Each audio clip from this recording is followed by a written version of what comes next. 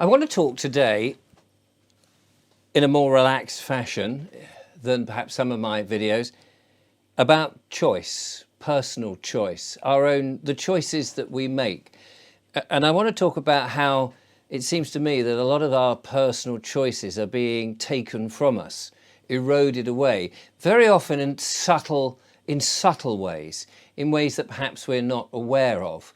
And the things that people in the truth and freedom movement often don't really concentrate on, because they're talking about the big dramatic things or the important things. But sometimes I feel that actually occasionally we should be mentioning some of the smaller things, the things that we almost don't notice, the subliminal. And one of my personal choices that I feel is being removed from us is our ability to do things which perhaps others disapprove of, especially if we're doing it in our own private capacity and on our own, and it's of no other people's bearing whatsoever, but they perhaps have an opinion on it and they like to share that opinion. And one of those, of course, those things is smoking. Smoking. For some reason, it's a very personal thing, smoking. For the last 60 years, I've been very much vehemently against smoking and thought that people were daft if they smoked, particularly cigarettes, but also pipes and cigars. And it seems to me that actually, having read a bit about the subject, listening to people like Dr. Bryan Ardis, that the tobacco that comes from smoking, the nicotine that comes from smoking tobacco is not such a dreadful thing as everybody has made out. And I've spoken about this before.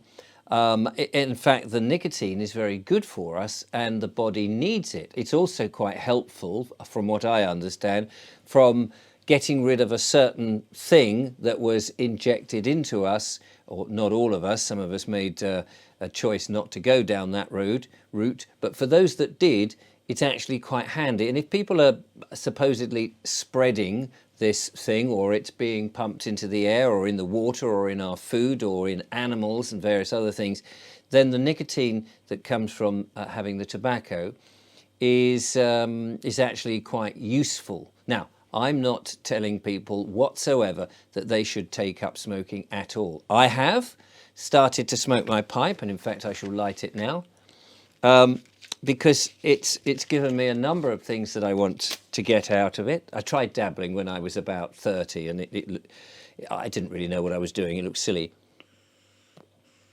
Also, I was aware, of course, that it was, supposedly highly dangerous and was going to give you all sorts of problems, health problems and things like that.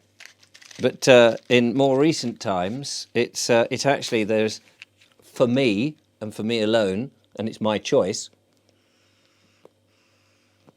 there's a lot of benefits to it. It forces me to slow down, for example. I enjoy smoking my pipe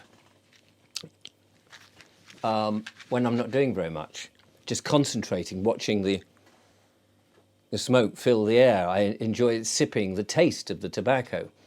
But smoking a pipe, of course, is different to smoking a cigarette, which is manufactured in huge numbers. Pipe tobacco is a more premium product. You're sipping it, you're in control of it, you're not inhaling it. You are, of course, inhaling it secondarily, but even so, there are reports to say that a lot of the stuff that the government has pushed out is actually very biased, and it isn't as grim as everybody thinks it is. But anyway, I don't want to get into those arguments necessarily, but it's just the choice. Now, I know that Rishi Sunak has passed a law to say that I think it's 14-year-olds from now on, they will never, that age group going up as they get older, even when they're 16, 17, 18, in their 30s, that age group will never be able to buy cigarettes or smoke a pipe or a cigar. And so that is a personal choice that's been taken from them. Which is strange, because the so-called elites, and I hate to use that word, but let's just stick with it for the moment, those people who've got lots of money, who've taken themselves off, They support the industry. They buy these very expensive big cigars, these massive cigars which cost a hell of a lot of money to import from different countries that are premium and special products. And it's very strange that they would support such an industry if everything about this is supposed to be bad for you. So it is the targeting of other people to say, you cannot make up your mind. This is the nanny state and you can't do it. But it's not just the nanny state. It's other people go, oh no, that's bad for you. You mustn't do it. Surely we must take back responsibility for ourselves, for what we do and how we do it, no matter what that is, whether that's eating crisps, baked beans, buying stuff from the supermarket. I mean, I would love to see people not buy stuff from the supermarket and buy more healthy foods from farm shops and support local farmers, of course, because it would be better for people, in my humble opinion, that they actually ate healthy food rather than the nutrient-free food from supermarkets. But it is their choice, and they ought to have it. Education is a great thing, and people can say, hey, look, have you looked at this, and this might actually be more beneficial. That's clearly an option, but people should have the choice. Another thing I have here, what I thoroughly enjoy, is raw milk. Now, recently I was criticised for talking about raw milk and the benefits that raw milk has. And I was told in no uncertain terms that actually this is a terrible product and you shouldn't have it because it's very harmful. And it should again be my choice if I wish to take it and if I wish to talk about it. If people want to listen, that should be their choice. Cheers, by the way.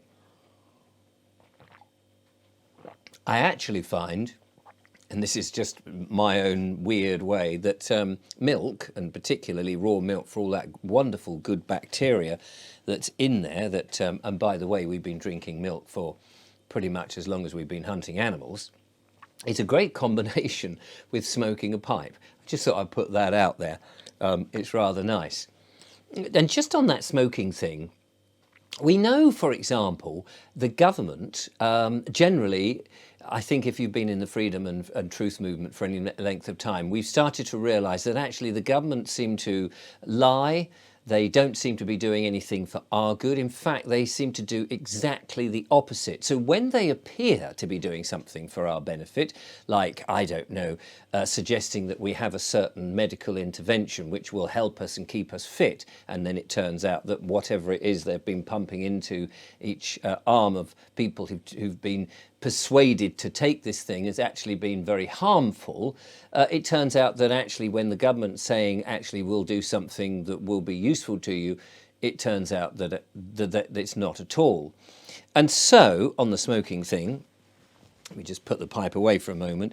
Isn't it interesting that when you buy a tin or a packet of tobacco, for example, there are these health warnings on them in big letters, so much so it dominates the packet. That's really all you see. Again, it's taking away the choice, the nanny state telling us. But I think it's worse than that. I think that these messages that they put out are actually quite subliminal and dangerous in and of themselves. The wording that says smoking kills, and then pictures of diseased lungs and things. And actually, when you go and research into that, it isn't quite as it appears. And I think if you've got these packets and you don't read them, you ignore them, but your eyes are still seeing them and your subconscious mind is still seeing them. And I think potentially that message subliminally is telling your unconscious mind that is something that you want to happen to you. And so you get ill. So what I do is I hide those messages whenever I buy a tin of tobacco that I enjoy smoking and the taste, etc. That's an old postcard, a Christmas card that I put on there. And so I actually get round to decorating the tins the way I want them to look. That's a Sherlock Holmes blend, which is very nice, I have to say. And this one is Elizabethan mixture, and it's got a picture of a rabbit on it. I get rid of those subliminal messages on my tins because I don't want my subconscious to see that at all.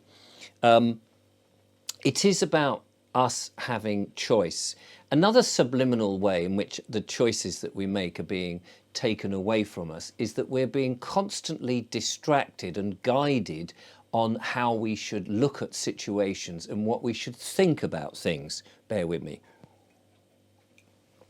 For example, even us in the truth movement, even those who have determined that mainstream media is lying, that government is not being completely honest with us, even though we might not watch the television and perhaps we've moved away from Netflix and Amazon Prime and those big things, and we're taking alternative media to look at our stuff, like you watching this. Even though we're doing that, there seems to be a lot of people out there being distracted and again being told how to think or what to think or the nuances that they ought to have from all these different people who are talking things. So such as myself now talking to you, I don't want you to be influenced by anything I say, but for you to do your own due diligence. You may say, actually, raw milk, I agree with the person who criticised you. It's dreadful for you. You may say that actually, you know, smoking a pipe is not a very good thing. It's horrible. Why do you do it? You've got to do your own due diligence. But there's a lot, at the moment, we've seen a lot of rioting in the country, and this is being on all the YouTube videos, and we're seeing an opinion and a way to think about it. We're being manipulated. And our choice to think about things for ourselves, I think, is being generally eroded. Now, what do I mean by that? I mean that actually, because there is so much content out of there, we rarely get the choice or the chance to think for ourselves, to actually look inward, to sit in silence and pause and go, hold on a minute, I know you think this and I know you think that and you think that, but what do I think? And why am I interested in it? Why am I even bothered in things that I cannot make any difference across the world or to big political things, wars over here, wars over there, battles over here, isms over here, trying to sort of get me to be racist about a certain type of people or to be woke in a certain way and to take sides when actually we all really know who and what the problem is and who the enemy is who's trying to sort of divide us, instead of us uniting and seeing past differences such as colour or the way people hold themselves or the way they dress, and actually think, do you know what, we're all on the same blooming side here. We know who it is who's trying to sort of get us to go and do things. After all, it's not the people of the world that start wars, it's governments, it's the elites. And then they get us and persuade us and take away our choice and our right minds to go and fight these things, which we never wanted to do in the first place. Again, our choice is being eroded.